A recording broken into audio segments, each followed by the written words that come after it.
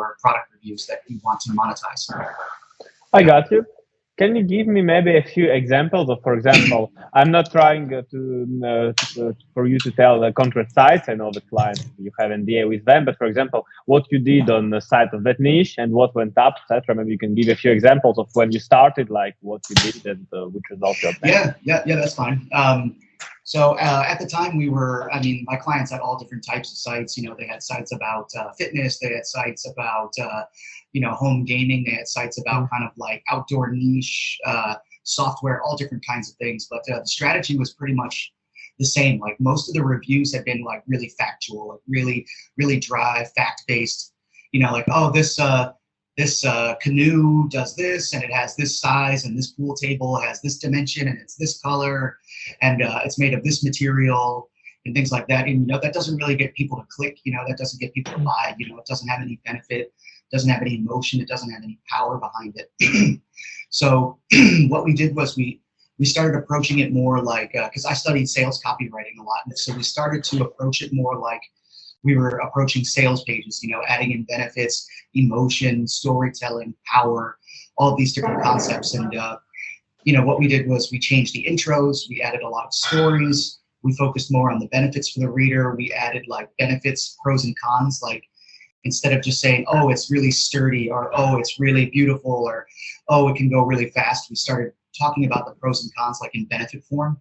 So more like, hey, it goes fast, so you can do this, so you get this benefit. Or, hey, it's made of maple, so it will last a lifetime and you never have to pay again, like that kind of stuff. We were getting more into the benefits and the emotion of the products rather than just the facts of the products. And especially when coupled with storytelling and writing in a tone that really the reader can identify with. If somebody is a pool enthusiast or a canoe enthusiast or whatever, hiking enthusiast, they really should sound that way. If you sound like you're just writing cheap SEO content or AI content, people are not going to trust that you're really an authority, So we changed the tone, we changed the intro, the stories, the reviews themselves, and everything kind of, we could see it, just going through the roof, more and more people clicking and buying, conversions going up, more sales. And the good thing for me was I could actually, since my friends were the owners of the sites and a lot of them were in Chiang Mai, I could actually see firsthand the data of it working, And I don't really care about theory and all of that. I really just care about what works. And if I see something working, then it's obviously we're doing the right thing, right? So that's really how I came to realize like real copywriting is important and really high quality content is important. Especially for like, time on page, all those other engagement metrics, bounce rate, clicks, sales, whatever, all that's super important. Can you give me maybe a niche and an example of what you did and what you obtained? Like it was like that, it became like that in that niche? The thing is, I don't really think the niche is super important because I've seen it worked across all niches. Like sales copywriting is sales copywriting. It doesn't really matter what you're selling. But yeah, I can say like for example, a client of mine had an outdoor website and it was like with tents and all of these other different camping things, and the bounce rate was really bad. Nobody was clicking or anything. And we changed a lot of things. We changed the intro to a story about how he was camping and how he used this tent that was shit. And then it didn't work. It, it blew away. It fell apart, all these different bad things, right? And then as soon as he bought something that was really high quality, it was actually sturdy and he felt comfortable and didn't feel scared of the elements and things like that. And we also changed like the format a little bit. We got rid of like these big ugly buy boxes and big ugly tables, and we added better reviews with the pros and cons. And yeah, I mean, the bounce rate went down immediately and the clicks went up immediately. This was within a week, so that's one example. But again, I don't want people to think like it's niche dependent. Good copywriting matters in every niche if you want to sell a product, for sure. And let's divide it now by skills. For you, like which soft skills and which hard skills does a good writer need? Yeah, I would say, so if you want to talk about like hard skills, a good writer really needs to learn how to, one, research. I feel like a lot of writers, especially like the lower paid SEO content writers, they just kind of Google they Google the keyword, they see what's ranking, and they just kind of reword it, right? There's no expertise in it. There's no analysis in it. There's no next level details or examples or emotions or benefits or anything like that. They just kind of use this standard academic tone that they've learned in school, and they reword everything that they see ranking in Google, and then that's what their article is, and it just doesn't work, you know? So yeah, research is really important. You know, you've got to dive into YouTube, you've got to know your market, so you've got to go to forums, you've got to go to industry websites, you know, like, you know, for example, if you're in the outdoor niche, you need to read hiking websites, you need to know the lingo that people are using, the places that they go, the key people in the industry. You need to know all of these things, and this requires time, but like, it's once you get it down, you know, once you have like kind of an SOP for it, you know, if you have an outdoor website and you have an SOP with your standard tone in it, like this is how we speak, these are the words that we use, these are the websites that we check, these are the people that we reference, these are the YouTube people that we follow. Once you have all of that, it's cake. You know, you just got to put in all the work up front. That's skill number one. I think skill number two is understanding at least the basics of sales copywriting. So understanding how to explain the benefit of a feature, you know, explaining what the user gets out of the feature is super important. Understanding sales copywriting emotions like convenience, fear, you know, especially FOMO, relief, hope, you know, whatever you want to call it, fame, you know, novelty, all of these different things, social proof. Understanding all of these different copywriting emotions is super important. And I think lastly is writing like concisely, writing very concise, no fluff, with a lot of power. Right? Because I think there's this typical fluffy academic tone that people write in where they're just like, if you've ever heard of hiking, then you know that hiking might be very difficult and you need good shoes and the shoes need to be comfortable, and that's not good writing. You know, it's up to the writer to learn how to hear this language and then turn it into something much more concise and powerful. You know, writing in short sentences, writing with strong verbs, getting rid of unnecessary adjectives and adverbs. That's a very, very difficult skill. Some people just have it and some people don't, but I think it can be learned if you put in the time. Super important. If you have those three skills, then you are then you're going to be a good writer, and I think you can make really, really good money and write good content for sure. Got you. What about soft skills? Soft skills, wow. I think networking, knowing how to help people without trying to sell. I do see like a lot of writers, they just cold kind of message me on Facebook like, hey, I'm a professional writer and I charge this and here's my niche. Do you have any work? And I'm just like, no, dude, leave me alone. You know, like I don't even bother. I don't even read it. I don't care, you know. I think if people can't even bother to try to make some sort of at least basic relationship with me, like a professional friendship at least, you know, then I don't really want to deal with them. I usually put in a lot of time, and not purposely. Like I'm not just like, oh, hey, maybe if I befriend that guy, I can get some work. You know, I think it's good to genuinely put in some time to get to know people, to maybe contribute to their Facebook groups, offer to help for free. I always tell people like, hey, man, I'll take a look at your articles and give you some advice if you need it. You know, I'm not trying to make money like that. I'm not trying to use people like that. I like to actually get to know people and help. And I think that's super important because I see a lot of writers not getting work and they complain, but then I see their outreach and it's just super cold outreach with the same bland tone, nothing personalized for the client. They don't even know the client. They don't even know the name of their business, you know, so it's important to get to know people and at least try to make some sort of basic professional relationship. I think that's super important. Yeah, that's true. That's true. It was like one. I think Matt said that first just try to help and be useful, and then just wait, and the opportunities will come by themselves. That's exactly. That's it's 100% true, man. Especially in this industry, because this industry kind of gets a bad reputation for this kind of cold outreach. You know, where people are just like, hey, hire me. I'm a professional, or hey. I'm a professional SEO, you know, let me build you links, or here's all the links I can give you, you know, and it just feels spammy, you know, even if it's a good product, then I still will feel a little bit spammy. Everybody in this industry gets, you know, all the good people in this industry get work through referrals, you know, and yeah, the best way you can get referrals is just be helpful and not to expect anything from people. That's really how you sell.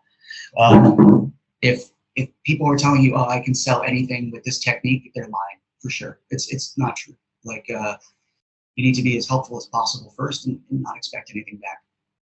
Got you. Got you. That's about not explaining anything back. It's interesting because I never heard about that from about writers. I mean, I heard the perspective for being more a good affiliate, being a businessman, yes, but in terms of writer, I never heard the soft skills. So it's quite interesting. So then, if we talk about platforms, which platform? I mean, Upwork, I guess, or which maybe other platforms? What do you use to look for writers? To look for writers, yeah. At this point, when I train writers or I go to hire writers, a lot of the times the client is giving me the writers that they've already found, you know, via Upwork or ProBlogger, Facebook groups, LinkedIn even, you know. So I'm usually not even the one that's like, you know, headhunting for better or worse. But yeah, I can say that, you know, the clients that are giving me these writers, they're using, if you're looking for like higher paid niche writers, yeah, you want to go on LinkedIn. I know a lot of people have had good success with ProBlogger. If you're looking for, cheaper SEO writers, Upwork is good, Fiverr is good. They're all minefields, you know, like there's going to be a lot of bad ones, but you can still find good ones. Other than that, you might even want to think about, if you're looking for higher paid writers, to kind of, you know, poach them, where if you see a site in your niche where you like the articles and the writer has a good profile, you know, they have like an author profile and you like the work, you might want to reach out to them. Don't say you got it from me, but you might want to reach out to them and try to poach them away if you really want them.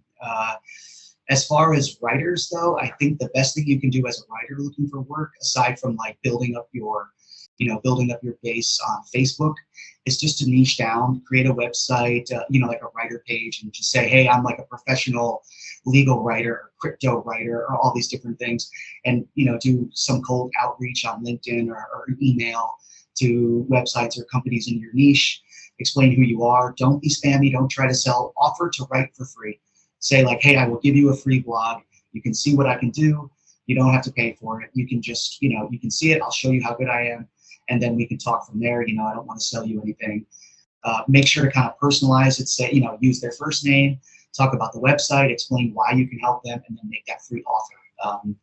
I think a lot of writers are hesitant to work for free. I think that like I would never work for free if somebody asked me to, but I would always offer to work for free in the beginning when I was getting started. Yeah, now I'm not going to do it. But you know, back in the day, I always offered a free blog or two. Other than that, yeah, if you really want to find work, you can also be really active in different niche groups on Facebook, like SEO groups, affiliate SEO mastermind, or, you know, I forget even some of the names, SEO surfers or local SEO heroes or whatever. Just be as active as possible. Put in your Facebook, you know, profile that you're a writer, put up some links to things you published, and eventually, you know, try to help, offer free consultations, offer free whatever you can think of. And you know, eventually, yeah, the work will come to you if you're good. You know, I also see a lot of writers who complain like, I don't find any work. You know, oh, ChatGPT destroyed my job and nobody wants to hire me. It's probably because they're not good. You know, like if you're a good writer, you're going to find work, man. Everybody needs good writers, everyone. And sadly, there just aren't enough of them, and it's hard to find them. Yeah, that's true. That's true. And in terms of, you told that from a perspective of a writer. Now, from perspective mainly more of affiliate. How for an affiliate, where to look for a good writer? How an affiliate can find a good writer? Yeah, I think that I think it's still the same thing, but the process would be different. So you could still use Upwork. You can still use ProBlogger. You can use Reddit. You can use Facebook groups like Cult of Copy. You can use all these different places, but you've got to have the right filtering mechanisms in place. You can't just put out an application and expect to get a good writer. I think you need to have an application process that filters out scammers, filters out the bad writers. So, you know, you're going to get like 200 applicants and you want to whittle it down to 10 or 20 maybe. And the way you can do this is by getting them to write a biography. And that way you can actually see their writing skills, get them to submit like a 100-word bio, and also get them to submit a writing test. Like say, in order to apply to this job, you've got to submit a 250 word writing test.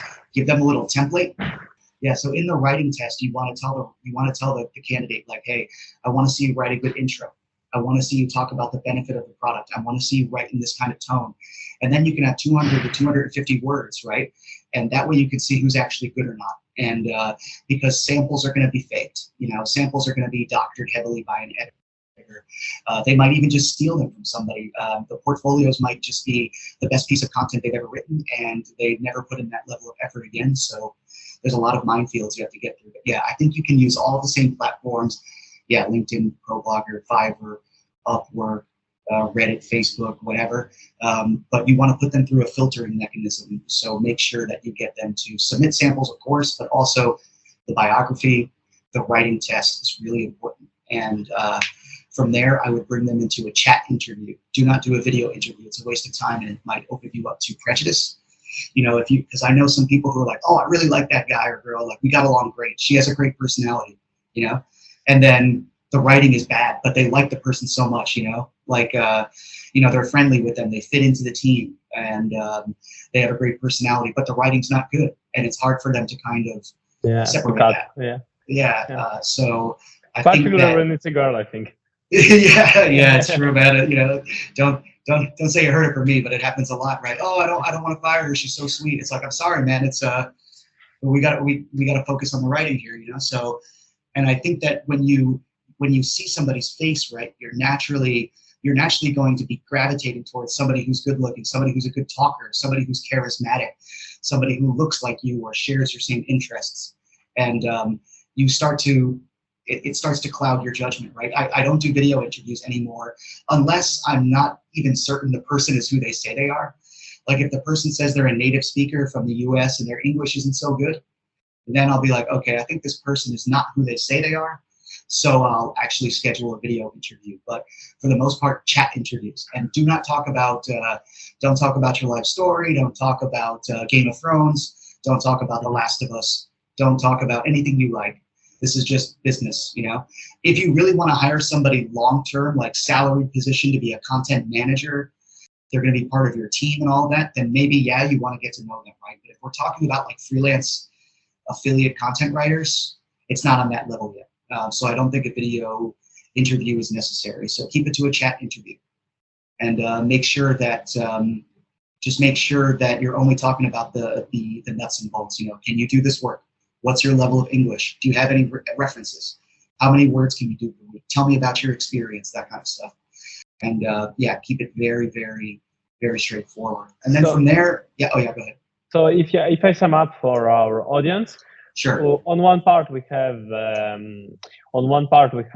test work. We see how good the test work is. So we filter already like 90% of people. And on another part we make like kind of robotic questions, like how much work what you can do, etc. Sorry for the noise. And no problem, it's fine. And we make a kind of mini Excel, like she can do X hours, she had that experience, etc. On one side we have the test work, and we put like marks, for example, like interesting to read 9 of 10, readability 9 of 10, tone X amount of 10, and on the part we can make a kind of Excel with concrete answers about the person, like how much hours, experience, etc. And at the end of the day, no emotion, just fucking Excel, right? Exactly. You just robot your way through it, AI your way through it. And actually, me and my business partners are making a tool to do this now. Actually, it's almost ready. So it's going to be able to, hire the writers. You're going to be able to filter them out. You're going to have the writing test built in. You're going to have all the eval metrics built in, the interview questions built into it. You're going to have even the next level writing test from there to even further filter people. So we give them a quick writing test, a chat interview, and then a larger writing test with more objectives. This helps you see, like, 1, who's going to put in the work, 2, if they can write, and 3, if they can follow directions, which is super important too, because a lot of creating this kind of SEO content is about writers who just get the job done, like just get it done. They follow directions, they follow your templates, and they don't cry about it, like that's half the battle, so the tool is going to be able to make your life so much easier hiring people, and you're going to get access to my copywriting training, and it's almost like a hiring and training tool in one. So it's I think it's going to be a total game changer, man. This process really, really works. I've seen it work over and over and over again. And once it's ready, it's going to, even with ChatGPT, man, it's still going to be a huge difference for sure. Let's tell already the pitfalls, what to avoid when you already source a writer. So, example, like, you feel your with your experience, when you see on Upwork a candidates, like me too, when I'm looking for someone from affiliate sites, intuitively, I can already say this one will probably be a good fit. This one could be a good fit, but not too much hope on it. And this one, we can try it. And this one, for sure, will avoid it. So can you do a little bit more of criteria so people know? Okay, yeah. So I can say like the biggest mistake that I see people make is one, not testing writing abilities at all, like just kind of going off their portfolio. I think that's a big mistake, but as long as you're using the writing test in the beginning, you'll avoid that. But the biggest mistake that needs to be avoided is do not just give them a 2,000 word or 3,000 word article as a sample. I see a lot of people like, hey, I want to put this writer through a 3,000 word training period. I'm going to give them this huge article to do and just see how it goes. That's terrible. It's the worst thing you can possibly do, because 3,000 words is just too much to edit and give feedback, right? If you, for example, if they make the same mistake over and over and over again, then you have to go through a 3,000 word article and edit that entire thing and give them feedback, a lot of comments. There's a lot of work for them to do. It's hard to compartmentalize it for them, right? And they might feel overwhelmed, if they can't write 300 good words, they can't write 3,000 good words, So when you're giving these trials, you need to keep it really short, and you need to give them clear objectives. You can't just say, write this article and then we're going to see if you're a good fit. It just doesn't work that way. So you need to give them short articles with clear objectives, and you see if they're able to actually do everything that you ask them to do. And it's the same as like the writing test. You can see who can write and you can see who can follow the directions. I think most SEOs, they'll find like 4 or 5 writers that they like, and they'll give them each a 2,000 or a 3,000 word article, and then they'll try to compare all of them, and it's just a nightmare. They don't really. It's really hard to glean or to learn who is the best writer of the bunch when you're doing it that way. Now compare that to having, say, 400 word articles with clear objectives, and then you can just check off, oh, they did this, they did this, they did this, they did this. Then you have clear criteria, right, that you can compare among the writers, and you're not paying for 4 3,000 word articles. You're not paying, $500 or $600 to test. You're paying, $100 or less, right? So, and you should be paying for these tests for sure. So yeah, you definitely don't want to just hand them an article. You want to have a trial process with clear objectives. That's number one. And then you were saying like, what are some like red flags about the writers? Yeah. Oh, okay. Yeah, some red flags about the writers is like if they're kind of just like not taking feedback well, if they're very defensive. I have like a lot of writers who kind of fight me on feedback. I give them feedback and then they're like, well, we all have different writing styles and I kind of like writing like this and I don't think it's that bad. And, I ask them to fix things and then they don't fix it, or they just kind of half-ass it and, it still looks the same to me. Like if they can't take feedback and improve, get rid of them now. They'll be nothing but a nightmare.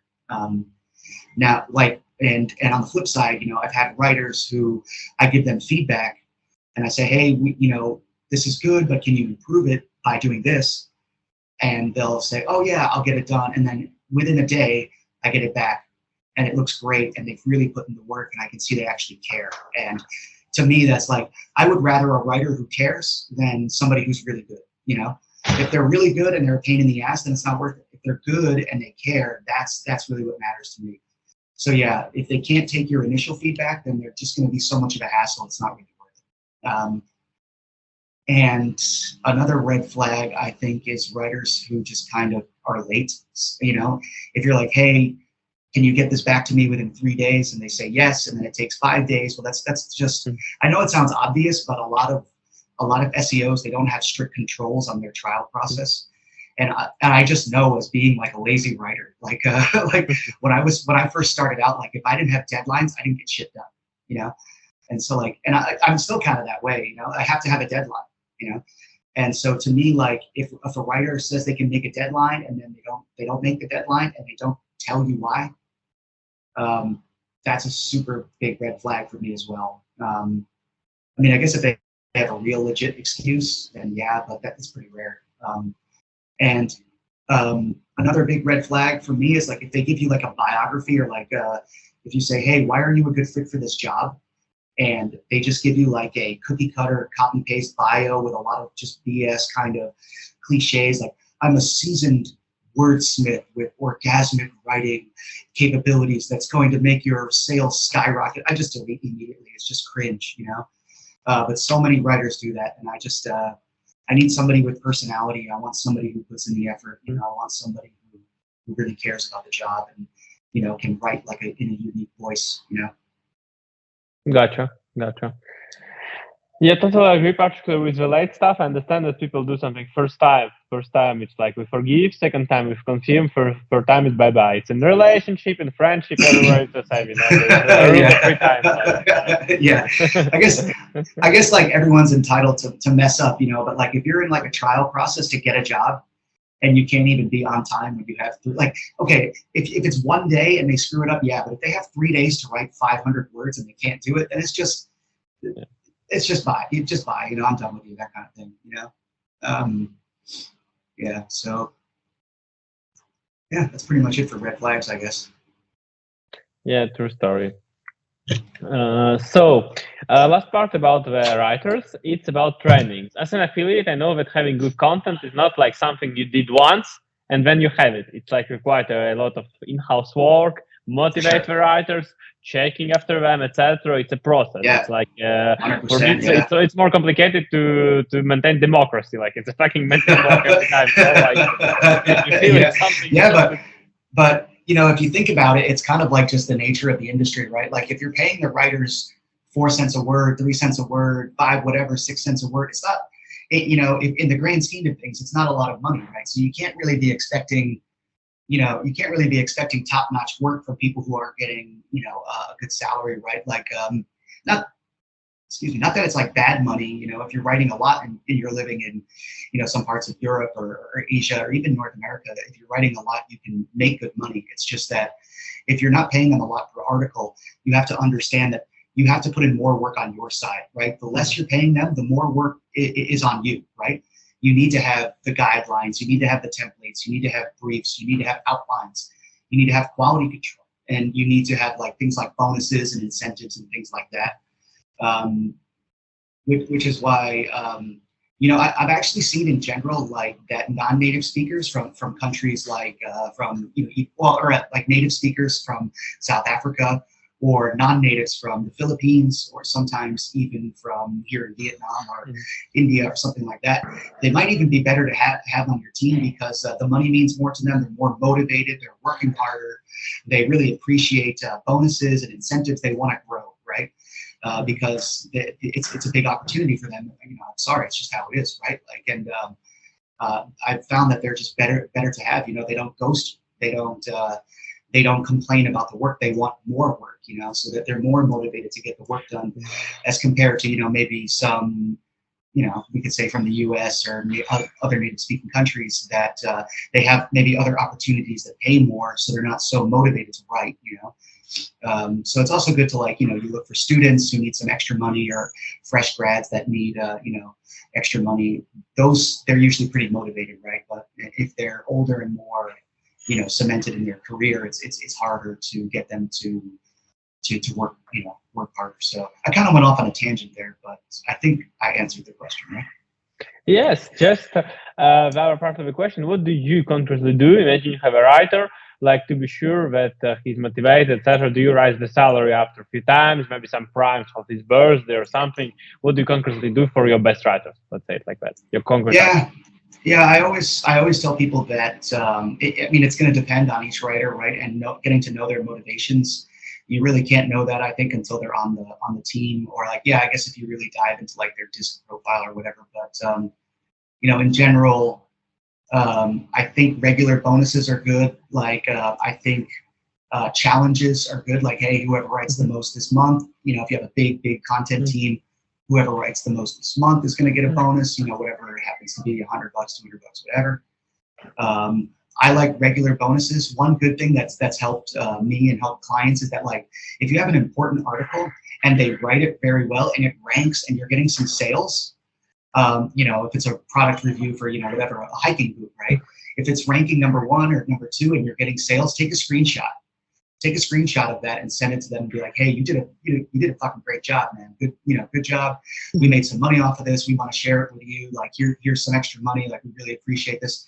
I think most of us content writers, we always feel like we're second-class citizens in like these SEO operations. You know, like there's the link building team, and then there's the SEO team, and then there's like the head guy who's like usually he's aloof and he's making all this passive income, and he's disappeared somewhere in the Philippines partying with all his money somewhere, and he checks in once a week, and we just don't feel appreciated, right? We just feel like some minions working in the sweatshop underneath the building, right? You know, so it's good to like make them feel like they're really helping. You know, I have one of my main clients. He always says, like, you know, if something's good and it's making money, he sends me screenshots and he's like, good work. It was super helpful. We really appreciate what you bring. Like, keep this up. You're doing great. And so even that kind of feedback is super helpful. But yeah, if they're doing a good job, set up like regular bonuses, monthly challenges.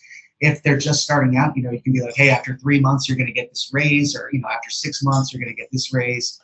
You can even give them, if they're super motivated, you can give them a career path, like, hey, you're going to go from my writer to my editor, and then I'm going to help you build your own projects. I have all these websites. You're going to get links from my sites. I'm going to teach you keyword research. Like, I know a lot of people who do that as well. It all depends on, you know, how big your operation is, how much money you've got, how much content you need. But yeah, in general, regular bonuses help. Good feedback, screenshots of success, challenges, salary raises, and a good career path is huge, you know. Gotcha. I like your advice about the motivation. We did it as I work mainly in gaming. I don't like to share screenshots with writers, but what we do is often when the job is well done, we give them primes, and we often them presents. Like for nice work, man, what we are doing in them is amazing, and like girls like flowers. Boys like some other things, and it's true that every time you pay attention for them, particularly like even I'm trying to call them sometimes personally as the big boss to motivate them. They really, as you told, they feel as they're important here, not the guys who never see the owner of the company, who only talk to the project manager and once per week. Yes, it's important for them to talk. Yeah, it's good that you do that, man, because most people don't do that, and I think that even just putting in a little bit of effort, especially calling them, that's super important. Making them feel like they're part of the team is great. And you can even send gifts, man. You can send a bottle of wine for Christmas, or, you know, a birthday present for all I care. I don't know. Just make them feel like they're. And you know what really works is like really like prompt payment, and also like prompt bonuses. Like, you can surprise them. Like, if they finish a big project for you, or like say they wrote like 10 really good articles in a month, they're like, wow, that's great. Here's your money, and like here's an extra bonus like in PayPal. Thank you, I really appreciate it. You're great, and here's more work, like that kind of thing. I think a lot of writers, like, we're kind of anxious about getting work for the next, you know, month or whatever for freelancing. So like seeing like a spreadsheet with all the articles that we're gonna do and like the payments and that we're gonna get and things like that, that could really motivate people. I'm actually not really motivated by money. Money never really was a super big motivator for me. I always just needed like a baseline of salary to live like a good life. But beyond that, I was never really motivated by. I was always motivated by just generating more revenue for the business and helping out people and gaining, like, you know, some more like respect from the people I worked for. I think a lot of writers are also like that. So definitely focus more on making them part of the team, having them in group meetings, group chats, asking them for advice, making them feel like they are contributing to your business is big, for sure. Yeah, that's true. That's nice. So you do it with screenshots, we do it more with presents, but yeah, I like where we have the same approach. Yeah, I think that if you're close with your writers, and the writers are like a long time part of the team, you can trust them more, and like if they know like what site they're working on, they can see the money and stuff.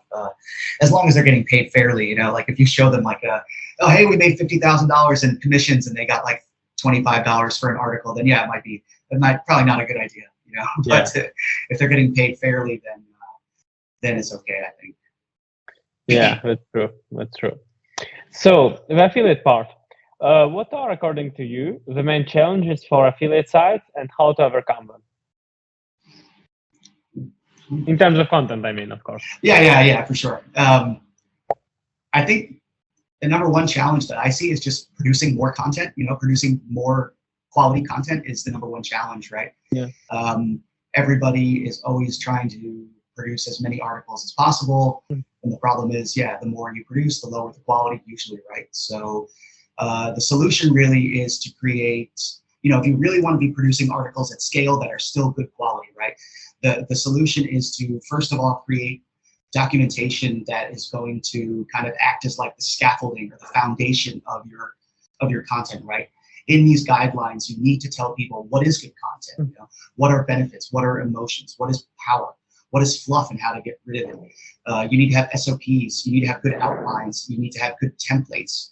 That way the writer, they know all the skills, they know what's expected of them, and then they have a template, and then they can just plug in the template, right? And then, from there, you have an editor that's controlling the quality, right? And so, and you need to kind of evaluate constantly, who are my best writers? And when you know who your best writers are, you give them more content. Who are the worst ones? Okay, you find the worst ones, you send them back to training, or if they're not good enough, you just cut them loose, right? And so once you have all these documents and you have this process with editors, from there, you need to do the hiring pipeline, right? Like I told you already, with the writing tests and the chat interviews, to bring them in through the pipeline into your system, right? And this is kind of like the content super system that I was talking about at the the SEO conference in Saigon recently. This is really, like, in my opinion, is the only way to do content at scale that's good quality. You can do content at scale that's bad. You can just have bad writers and bad editors and use ChatGPT to make a bad article and rank it, or try to rank it and see what happens. Be my guest, but that's a house of cards, right? That's going to fall apart. You're not going to have the conversions. You're not going to have the engagement metrics. Who knows when Google's going to change its mind about AI? If it ever does, I don't know. And you don't want just your whole site to fall apart because you tried to cheat the system, right? So, So the number one challenge, just to kind of sum it up, is creating, increasing content velocity and output while maintaining quality. And the solution is documentation, training, templates, and good hiring practices. Yeah, so we are agree on that. For us, we are also marked to it. The devil is the details. That's what we say about our affiliate sites, about our affiliate business. That every fucking type of article should be documented. We should, a blind writer should know about what he will be writing, etc. And the number two is. Just to add on that, is like one of my biggest challenges, like when I started out writing, was an SEO would give me like a brief for the article, and then they would just say, like, write in a friendly tone, Well, it's like, okay, well, what the hell is a friendly tone? A friendly tone to me might be different than a friendly tone to you, right? Or like, oh, right, we want you to sound professional. Okay, what does professional mean? Professional is different for me, and it's different for you, and it's different for a doctor and a lawyer and a butcher and baker and candlestick. It's different for everybody. And they would also say, like, oh, don't write fluff, Okay, well, what is fluff even to you? So all of these things have to be clearly defined. The writer needs to know exactly what to do, what's expected of them, and what you are going to evaluate. That way the expectations are clear, right? If you don't have this, if your expectations are not clear, you can't be upset when you just get a shit article and it's not meeting your expectations, right? So that's super important, So number two would be getting your ranking articles to convert. I see, like, a lot of affiliate sites, they have a lot of authority and their articles are ranking, but the bounce rate is high. People aren't buying. I've seen people with conversions like at 0% or less than 0.5%. And the bounce rate is super high, and that's just a disaster waiting to happen. I think Google's smart enough to know that even if you have super high authority, if everybody's just bouncing from your article and not buying anything or clicking anywhere, then it's a problem, right? So the solution there is to either learn how to do real copywriting yourself, or get a really good copywriter on the team, or have somebody on retainer that can come in and optimize the article for sales. Because you want that conversion rate to go up, it's going to vary by each niche, right? But, you want it somewhere around 3, 4, 5%. I've seen even as high as like 8%. I've seen for some things, like for like a water filter site, I saw it like over 10%, which is pretty nice, right? So, I mean, I don't really know exactly industry averages, right? I just know that most articles are going to convert somewhere in that, single digit percentage. But if it's at 0 or 0.5% or something, you have a big problem for sure. Especially when somebody Googles like best hiking boot for men, they're ready to buy. So you clearly screwed up somewhere if they didn't buy from you, right? So yeah, you really want somebody at least on retainer that can come in and optimize the articles for you if they're ranking. You want to get them ranking first, right? That's the goal of SEO. But if they're not converting, you're losing a ton of money. I mean, I've seen, I've taken articles from like $50 to $100 in revenue to $3,000 or $4,000 in revenue, right? So, imagine imagine what that can do for when you try to sell a site.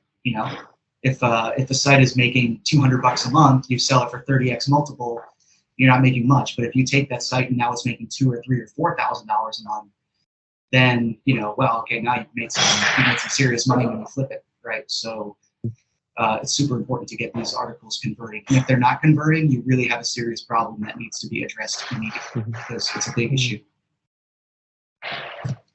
Okay, thanks. I got you. I was just thinking, when flipping a site, maybe it makes sense to order a fucking good copywriting for when also flipping also, Yeah. to sell it higher. Hey, yeah, it always makes good sense, man. If you're I know a good copywriter that's for hire. Perfect. Yeah.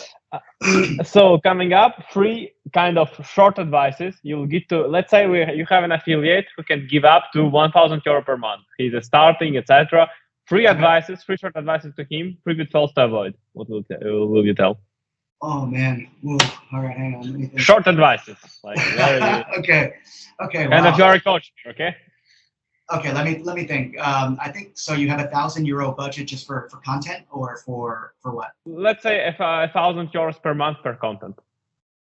Okay, I think if you only have €1,000 per month for content, I think the number one thing you should do is learn how to write content yourself and start producing 4 or 5 articles a month on your own.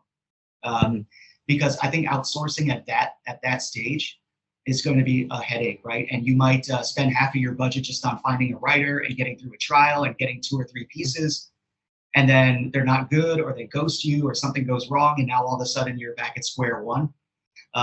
So if you're really at that budget, then you should really take the time to learn how to write content yourself and start, producing 1 article a week, 2 articles a week, if you can, just getting that, authority up, getting, 20, 30, 40 articles published, getting yourself off the ground and maybe making some more money before you start, outsourcing things. It's kind of like any kind of like startup, right? Like in the beginning, you've got a little bit of money and you've got an idea or a skill, and you just kind of start doing the things on your own that you can do, right? And then you build the team from there. That's what I would do. And I think that it's the most certain way to get off the ground if you only have that much money. Now, if you can't do that, then you're probably best off either finding a non-native speaker that'll work for like 2 to 3 cents a word, so maybe $30 for 1,000 words, getting them to write articles for you and then editing them yourself. I think that's a good way to start, because if you pay like 7 or 8 or 10 cents a word, you're going to burn your whole budget on, just a couple of articles, right? So find somebody cheap and edit them yourself. That's probably option number 2. And pitfalls to avoid if you only have like €1,000 budget for content. I would definitely avoid just randomly hiring, or definitely I would avoid using like content mills, like these cheap content agencies, right? Because I think the content is going to be so low quality. It's going to take a while with editing. You're going to be bouncing back and forth, like trying to get it right. I think it's also going to set a bad precedent for your website. You're going to have to go back and edit things. Now, if you just have like a basic, like informative website, like can my cat eat peanut butter or something, then yeah, maybe it's not a big deal. But if you're in a more complicated niche and need better content, then I would still try to avoid this, cheap content mills. And obviously, with ChatGPT now, if you get better at, giving it the right prompts and showing it what to do and stuff, it could probably produce you like a poor article, but at least you can edit that article and you're saving money. But I think at that point you still need to learn, what is good content? How do I write a good intro? How do I write with power? How do I write with benefits? How do I give key details and things like that? Because ChatGPT is going to give you kind of a crappy factual article in a weird tone that doesn't really match your niche. But if you learn how to edit it, then you could probably make something passable out of it. So that's also a way you can kind of fill in the gaps. So maybe you can try to do both things. Like you learn how to write content and you write the difficult stuff. Then you give ChatGPT the easy stuff and you edit it from there. You fix the intro, you fix the tone, things like that. You fact check it and all that. I think that's maybe a good way to start getting some velocity and getting more articles published. More pitfalls to avoid. I think in the beginning, it's so important just to get as many articles published as possible, right? You want to gain that authority, right? So I think wasting too much time hiring writers, wasting too much time kind of getting like, what do you call it? Yeah, like I said before, getting in fights with content mills or freelancers and stuff like that. I just don't think it's worth it. So that's kind of repeating myself. I wish I knew another pitfall to avoid other than, oh, well, hiring bad writers, that's definitely a pitfall. So yeah, definitely screen them. Don't just take the cheapest option, right? You don't just want to go with the person who's absolutely cheapest. You want to make sure that they can actually write, things like that. And on the SEO side of it, yeah, you want to go for like the low-hanging fruit first, like the low competition keywords, with the low authority things. And you can even write those quickly yourself, if you have a bunch of easy topics. Most people if you can speak and write English well enough, you could probably tackle some of those less competitive terms on your own. And I think that's a good way to start getting some articles out there. And don't rush it, make sure you use a lot of images, make sure you give like a lot of helpful facts and actionable advice. You don't want to just, vomit words onto the paper and get it up there for the sake of getting it up there. So yeah, that was a long ramble, but I think I kind of answered the question there, right? Yeah, perfect. So we can sum up. Guys, if you try to rank on best casinos online with ChatGPT, it's probably not going to work. It may. You may try. Or the option, the name needs to be really fucking good. Well, I mean, you could try to rank for best casinos in Europe or best casinos or online poker sites in Germany or whatever. You could do that with real humans and still not work. It's so super competitive, right? So. It's Spain is the only thing in Barcelona now is like there is a lot of people. Yesterday with my girlfriend we gave a walk to Barcelona. It's fucking nice, but there is, if you don't like crowds, avoid Barcelona. It's very crowded. Yeah, I mean most European cities, like the warm ones, are kind of like that, right? Or in the summer, every city is overloaded, right? By the way, have you been to Bali? As you are an expat. Yeah. I spent a month in Bali before. Is it good to go because of what happened? We were supposed to go there now, but we're going in May. Is May a good time for Bali? I don't really know the exact time. I forget exactly when I was there. Okay. I think I was there in April, or actually I think I was there in March or April. But yeah, it's definitely a nice place. I would stay kind of outside of like the main touristy area. That's not really my scene, but it's a beautiful place, beautiful island. You plan to avoid Canggu, etc. All touristic places you plan to avoid. Yeah, I mean it's cool. It's cool to see it. You drive through it, get a motorbike, and ride around. You got to see it once. But and obviously, like if you want to go to the beach, you've got to go through Canggu or Seminyak or Kuta or whatever. But I would try to stay inland a bit more or further up north if you can, or somewhere like I don't know if you like more isolation and kind of mountains. Ubud is really nice. But I remember it raining a lot around April. I remember it was like pretty heavy rain. And it's pretty much the same here in Vietnam. The raining season is coming soon. So I think, I'm not sure, but I think they have that same raining season. I got you. But yeah, man, the food is great. I would definitely try to eat as much like street food, nasi campur as possible. But just be careful you don't get Bali belly, man. It's a nightmare. To get what? Sorry? Bali belly. It's like when you get food poisoning from Balinesian street food. Got it. Definitely. I know a few people have gotten it. Thankfully, I've spent enough time I've lived in Thailand and Vietnam for so long that I think I think it's all the whiskey and cocktails. Like I think it's just destroyed. Like just destroys all the germs on impact. You know, knock on wood. I've never had food poisoning. So I shouldn't have said it, man. Now I'm gonna jinx it. It was dumb. But yeah, I've never had it. Yeah, I'm really lucky.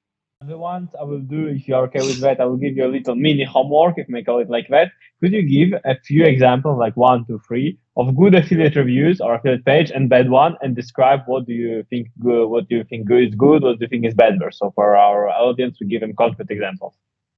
So you mean in terms of like a website? Yeah, like that's good, that's bad, because. Okay. Even you can give, if you don't have some time, you can give me one. One is okay also. Yeah. Oh, it's not really about the time. It's more just like, I don't want to give away one of my clients' websites or something like that. But I do know that like, so my main client and a good friend of mine has a super high authority website that I guess he doesn't mind sharing. So I think Dreamgrow, DREAMGROW, they have great content. I know because I write most of it. I don't write all of it, but we share kind of like writing responsibilities on the site. So it's a lot of it is either me or I'm editing it or overseeing it. So, you know, not to kind of toot my own horn and brag here, but I think the content is pretty dang good. Dreamgrow.com, right? Correct. Yeah. Yeah.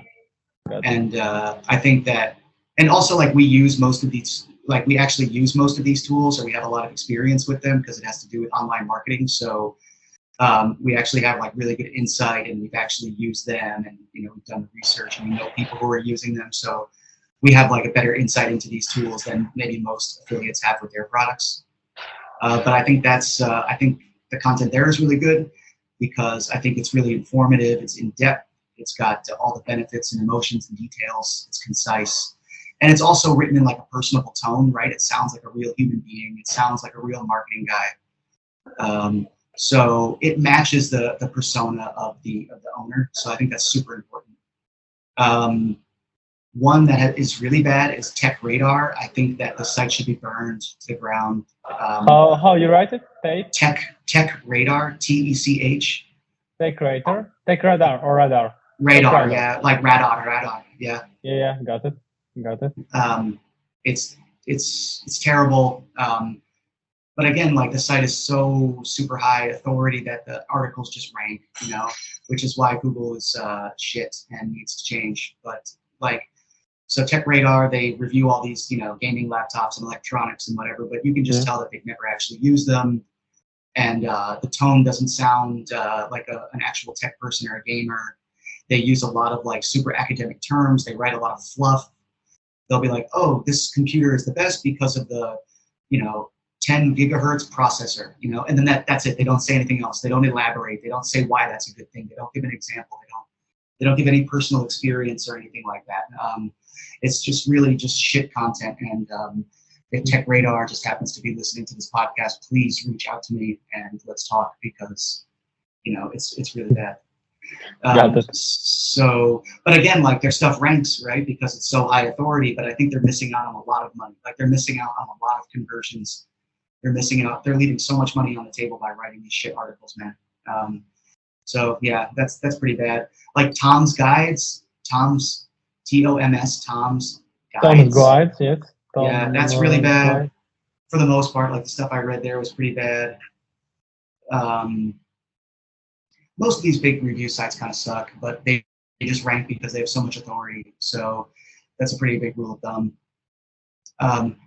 Have you ever heard of College Info Geek? College what? Info Geek. College Info Geek. I think that guy is actually a really good writer. I think his stuff is hysterical. Okay. He's got a really good personality. He writes really concisely. He gives a lot of really good information in his articles. You can Google how to stop wasting time on the internet and check out his article on how to stop wasting time on the internet. It's so funny and it's got a ton of great, really authoritative sounding stuff too. Like you can tell he knows his stuff. Or if he doesn't, he's really good at faking it. I gotcha. Yeah, so I really if like we that sum side. up, a good example, we have Dreamgrow, a College Geek. Bad example, we have a Tech Radar and Tom's Guide, right? Yeah, Yep, Perfect. exactly. Perfect. Yeah, I just looked on it like this. The Tom's Geek particular college info geek. But yeah, the thing is, that's true. It will be interesting to analyze later. Why do they rank? How the authority matters for Google, etc. But it's true. We agree on one part. For sure, they miss a lot of money. Yeah, That's for sure. I think that's what like a lot of SEOs, a lot of people in the industry don't really understand. You know, that they're like, well, it's ranking, you know, so it must be good, but they don't understand, like, if it's ranking and converting at say 1% or 1.5%, and it could be converting at 5 or 6 or 7% or more. Think about how much money you're leaving on the table. You know, like just because the article is ranking doesn't mean your work is done. You know, and like I said before, I've seen articles go from $200 or $300 to $2,000 or $3,000 or more, $5,000. You know, so it's why would you want to just rank something and get $200 from it when you can get 4,000 or 5,000 or something? Yeah. What about we told about the importance of a checklist.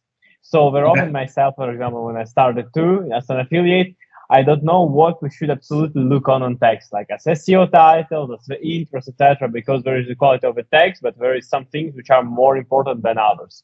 If we can right now try to tell for guys from affiliate side, what's really the main thing they should look on the text, like make a kind of mini checklist. Okay. I would just start with the intro. Like, is the intro, like, does it get to the point immediately? Is there no fluff? You know, like for example, if it's best hiking boot, and the intro is like, if you've ever heard of hiking, then you know a hiking boot is very important. A hiking boot is something you wear on your foot. Then, like, that's bad, right? That's just basic factual information that every reader is going to know.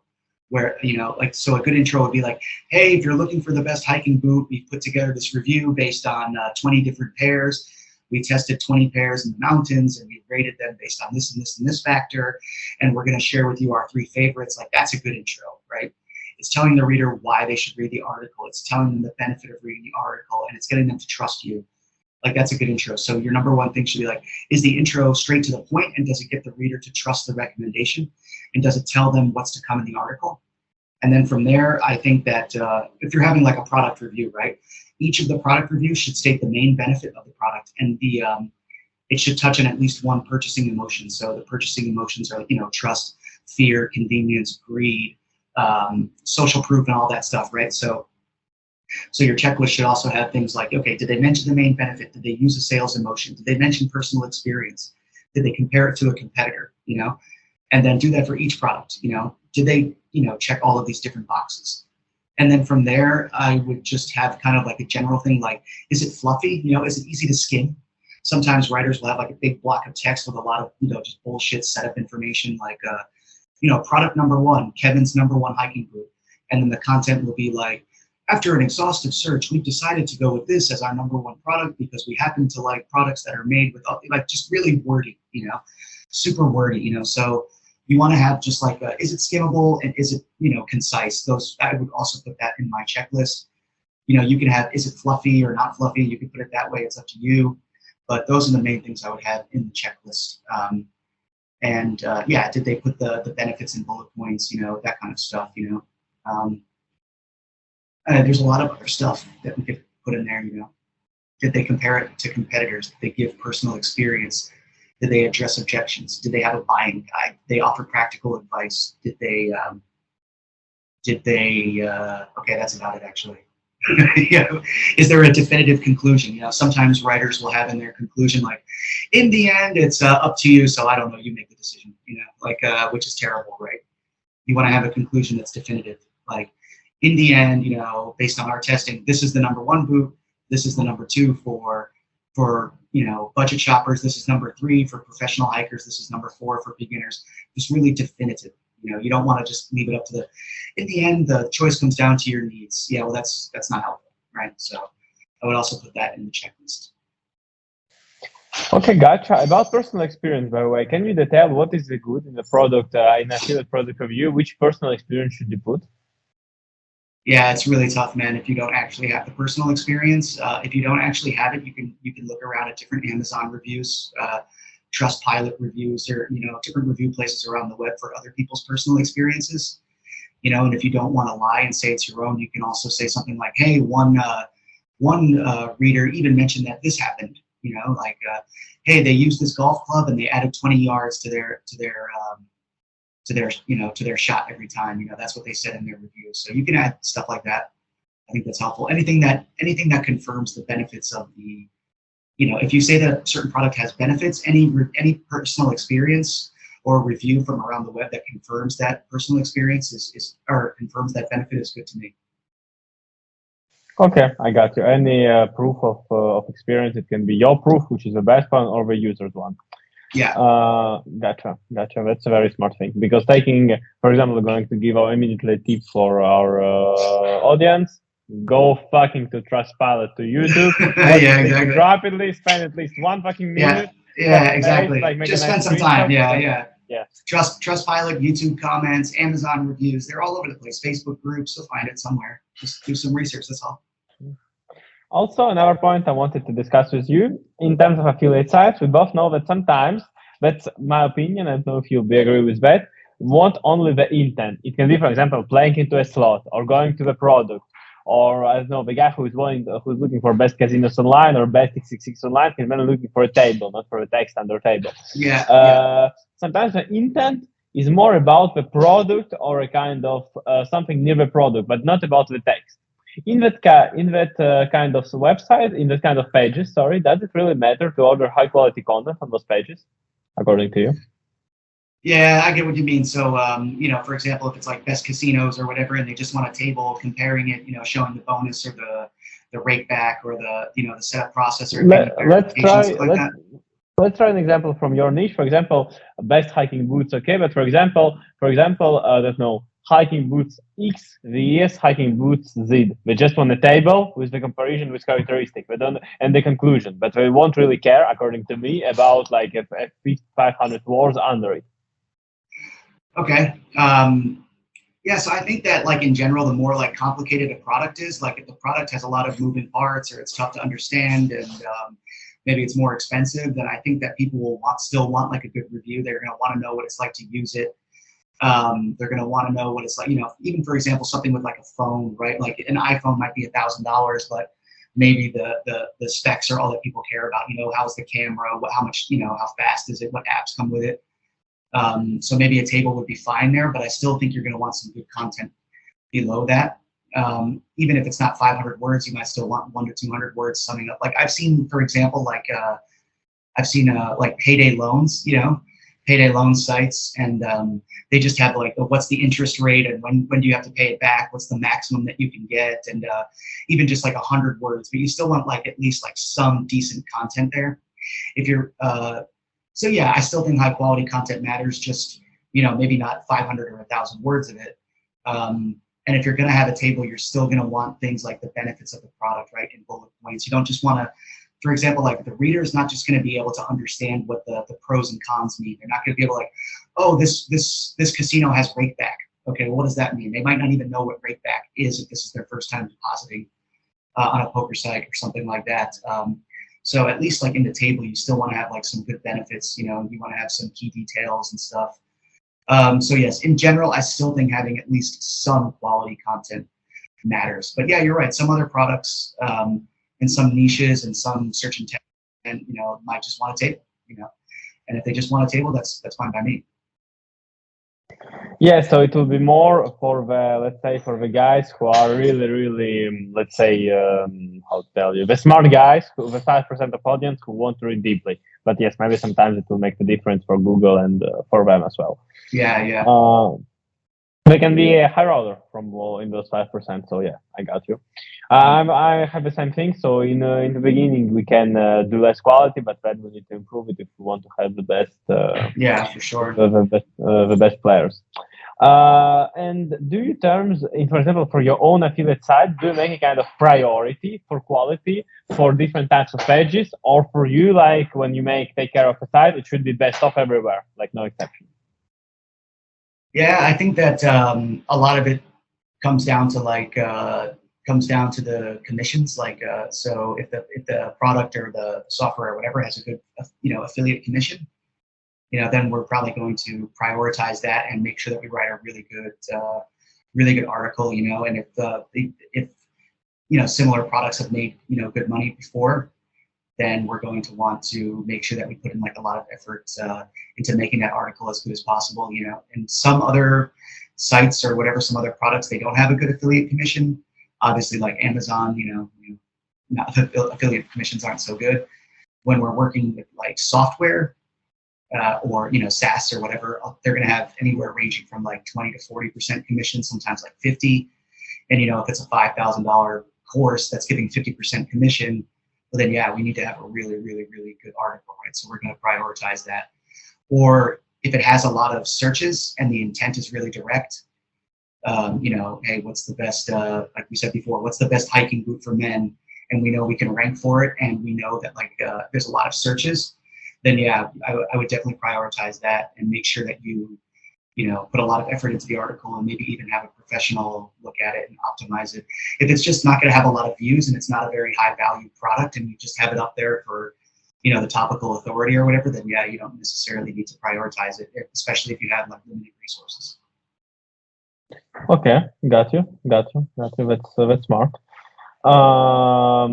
Another thing I wanted to cover with you is it's not me who told that. I saw it somewhere. It's something I saw it on the affiliate lab, and now I tell it to all my team. I won't be surprised if you're going to tell me, Maxime, it's me who wrote it. By the way, okay, the best, nice. It's a rewrite of this phrase, not the exact phrase, but it's a rewrite as I remembered it, because I told it to in Russian to my team, and then I retranslated it to English. But okay. So the best text should say the minimum words to tell the maximum things. So are you agree? And do you think that in terms of length, in terms of words, sorry if my English is bad, affiliate doesn't care, or it's just about the content which is inside, the element which takes say, and we forget totally about the symbols and the words. What's your comment about that? Okay. I think this is just one of the I think it's really important. I agree with it, but I also think that like it's kind of like a cliche thing that people use just to tell their writing team sometimes, and they don't necessarily define it. Like I think you're right. It is important. Like the minimum text, right? Possible that says the most, like the most helpful information. So if it's helpful information for the reader, I think it's fine to have in there no matter what. If it benefits the reader, then yeah, definitely put it in there for sure.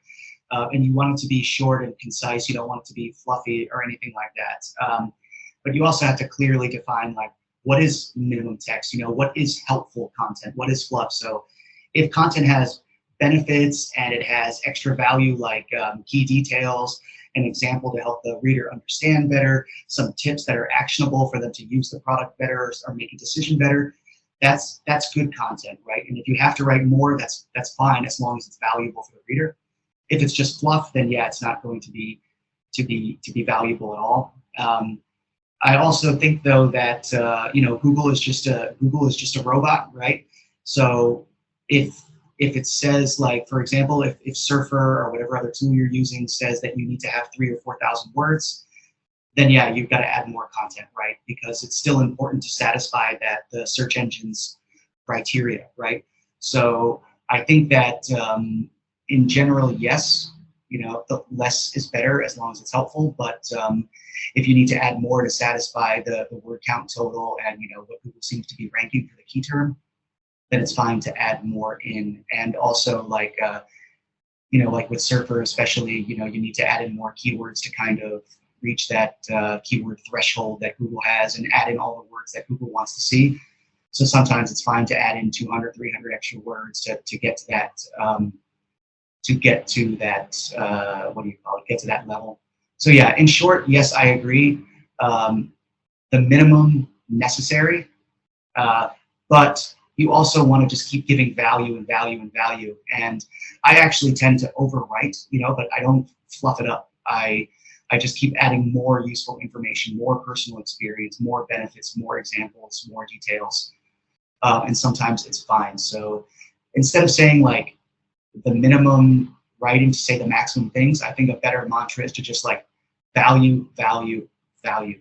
Just keep writing things that the reader can actually benefit from. Keep writing things that are going to help them make a decision. Keep keep writing things that are going to help them want to buy a product if you're selling something. That's really what people should be doing, helping the reader make a decision and convincing them this product is the best product for them.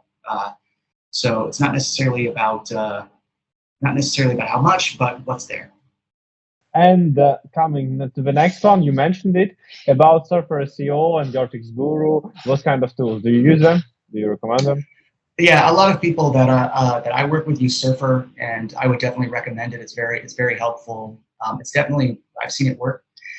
Like the article is maybe third or fourth in SERP, and then we optimize and we make sure we have enough images. We make sure we use all the right keywords, and we make sure we have enough headings, and then all of a sudden it goes up to number 1 or 2. Like I've seen it work firsthand. I know a lot of people are using it, so I would definitely recommend it for sure. A question or more a pitfall. I often see people on groups, etc. The post, maybe you saw it too, like a lot of posts like that, once per week at least. I optimized all my stuff with Surfer. Everything is 100%. Nothing moves. Will you answer them?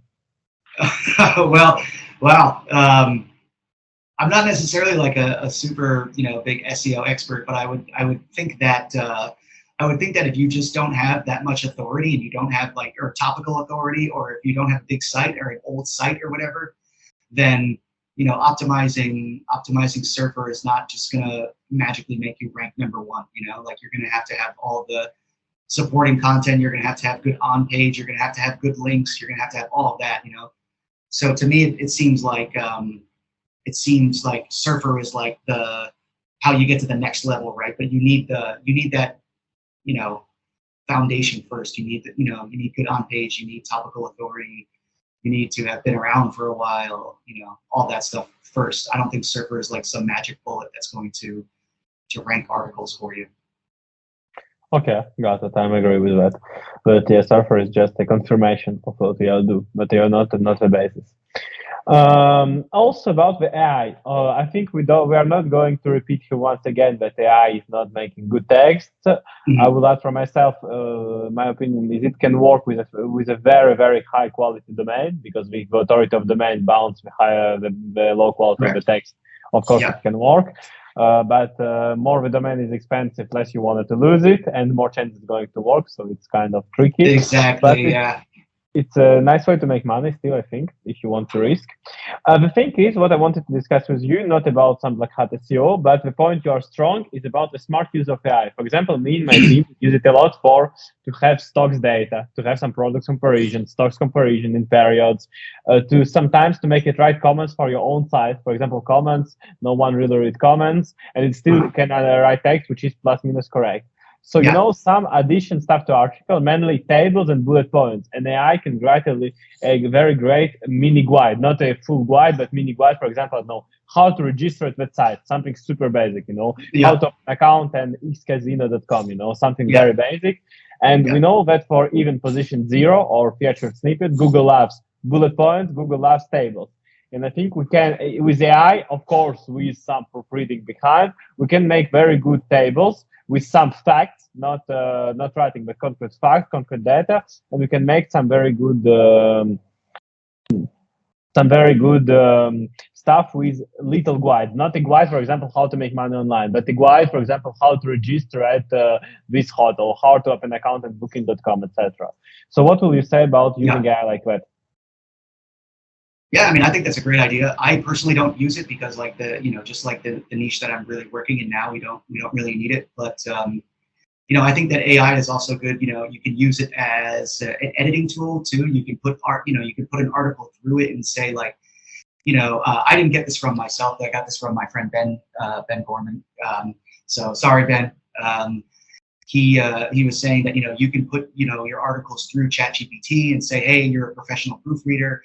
Tell me if you think this article is concise or if it's informative. If it's in the right tone, and ChatGPT can kind of give you a quick think, hey, I think the sentences are too long, or I think that like your tone is off, and things like that. I think it's good at like quickly editing things. Personally, like from my side, I wouldn't trust it, but I think if you have good knowledge of content and copywriting, you can filter out what ChatGPT is right about and what it's wrong about. So I think it's good for that. I think it's also good at kind of giving you some inspiration. if you're not used to writing content, or like you're the type of content writer who's maybe not an expert in the niche, ChatGPT can give you an article that it might be crap, but you can at least like have something to go off of, right? You have some inspiration, you've got the facts, hey, what features does ClickFunnels have, and then, okay, you can have an article, the structure of it is there, you can see the different features of ClickFunnels and how they work and stuff, and then it's up to you as the writer to take that and make it into something better. And I think that's a great use of AI as well. AI can also help like rewrite small chunks, like, if you're editing an article and you see that like there's a really long paragraph that's kind of fluffy and, not well written, maybe you can put it through ChatGPT and tell it like, hey, make this more concise and readable. I think ChatGPT can help with that. And then of course you're going to have to paste it back in and edit it yourself, because it probably won't be that good, but it's a start, right? And it probably save you some time and brain power. So I think that's a good use of it as well. As far as like tables and stuff, I've never actually used it to make tables or anything, but yeah, it's a great idea. Okay, got you. And last question about the use of Black Hat tools. What do you think about translations of it's a kind of trick mainly used in SAS countries, not very ethical. Translate our sites, make a very good profit on the translation, so it looks pretty well, and then use this content. I don't have much personal experience with that myself, but I do know people who are doing it, and I know people who have had the same brand in like a dozen different countries. So they had like ourwebsite.com, ourwebsite.co.uk, .it.de, and they were using translators to translate the same article into all different languages, and it was working. And I think that they were also using those other domains to point back to the original one. I'm not sure about that, but I think they were. And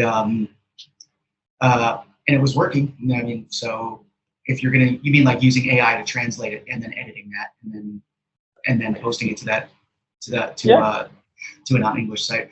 Yeah, I mean, I don't know, why the hell not? I think that it sounds like it should work as long as it's edited and it's good content. And I mean, if it passes AI detection tools, but I'm not even sure AI detection tools work either. So personally, I mean, I've never done that. I've never been on the translation side of things, but I've seen other people doing it. And I think that if AI can make a decent translation and it's edited, then why the hell not? I'm not saying go for it, but if you want to try it, be my guest. Okay, I got you. Nice. Last thing I wanted to ask you. It's more for okay. It's more kind of blitz, so we're mostly finished. So I ask you two things, and you tell me which one you prefer. Okay. Okay. So one very skilled but not so motivated writer, one low skilled. Let's say even his English is okay but not well, but very motivated to learn writer. Yeah, that one. The low skilled but motivated. I wouldn't say low skilled though. Like if they're not good, then it's going to be a problem. But if they're decent and their writing is coherent and it has a lot of good details for the reader and a lot of benefits and useful information, and they're trying really hard, I would much rather that writer than some good writer that's too lazy. Because that kind of writer is going to get you 2 articles a month. That might not even be that good. And the other one, also, that writer might have a lot of other things going on, whereas maybe the lower skilled writer who's more motivated, they're more interested in getting a salary, they're more interested in bonuses and making a name for themselves and just earning a good living. And I think that's much better, especially in SEO, right? Because SEO, like quality content matters, but content volume and velocity also matters a lot too. So, and there are going to be fewer headaches. They're going to show up on time to meetings. They're going to take feedback. They're going to work hard. Whereas somebody who's maybe too good for their own good, maybe like myself. Just kidding. But like somebody who is good but not motivated, then yeah, it's that you definitely don't want that. That's going to be a nightmare. Okay, got you. Few last ones. Imagine you have 3 quality links. You have a choice of quality links like Forbes sites, I don't know, BBC websites, etc. We speak about good quality links for your affiliate website. Okay. So I offer you 5 links on quality sites written but a guest post will be written with ChatGPT, or 1 quality links, but a guest post you can write it yourself. What do you choose? Wow. Well, for me personally, like if it were my face on it, like my brand, then I would links want to your brand. Links, you need to rank a keyword for your brand, and you have a choice. 5 links, but I took the content with ChatGPT, or 1 link, but you write the content for the guest post. Well, what I mean by like for my own brand, I mean like for like Kevin Meng, like with my face on it, then I'm definitely going to want to write it myself, right? But if it's like if it's just some affiliate site, then I think that more is better, right? Like you want 5 high quality links, right? So I think that and like who reads guest posts? Does anybody really care about guest posts, right? It's all about getting the link, right? So and again, I'm not like a super experienced link guy or anything, so don't think what I'm saying is gospel, but I'm pretty sure, just like my gut feeling is that 5 high quality links is better than 1 high quality link, and I don't think that most people read guest posts. So I don't think, as long as the ChatGPT article is coherent, and dude, to be honest with you, like how many terrible content writers are out there? How many guest post content or guest post agencies just give you a crappy article, So the ChatGPT article is probably going to be almost as good as one of those articles anyway, right? So I would rather just take the 5 links, man. But maybe I'm wrong.